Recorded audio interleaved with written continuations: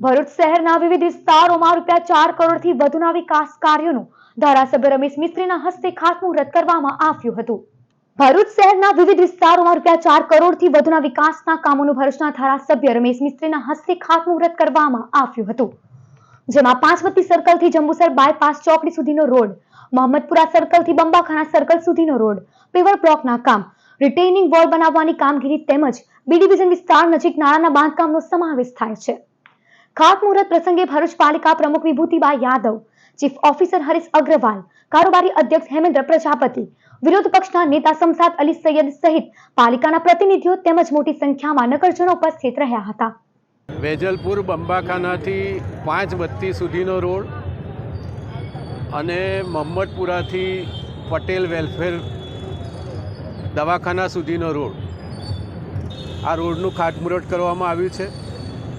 કુલ ₹4 કરોડ 10,000 અને 10,80,000 રૂપિયાના ખર્ચે, એટલે અંદાજિત ₹4 કરોડ 11 લાખ રૂપિયાના ખર્ચે આ કામ થવાનું છે। ડામર રસ્તાની સાથે સાથે વચ્ચે આરસીસીનું કામ પણ છે, એની સાથે સાથે બ્લોકનું કામ પણ છે, અને જે નાળા કહી શકાય કે મોહમ્મદપુરાથી બંબાખાનાની વચ્ચે જે નાળા સાંકડા હતા એ નાળાને નવા બનાવવાની કામગીરી પણ થશે, અને સૈયદવાડ નાકા પાસેનું જે નાનું નાળું હતું એને પહોળા કરવાની પણ કામગીરી થશે। એટલે આજરોજ આ કામગીરીના ખાતમુહૂર્તમાં અમે સૌ વિપક્ષના સભ્યો તેમજ અમારા સાથી મિત્રો તેમજ નગરપાલિકાના પ્રમુખ ધારાસભ્યશ્રીની ઉપસ્થિતિમાં ખાતમુહૂર્ત થયું છે।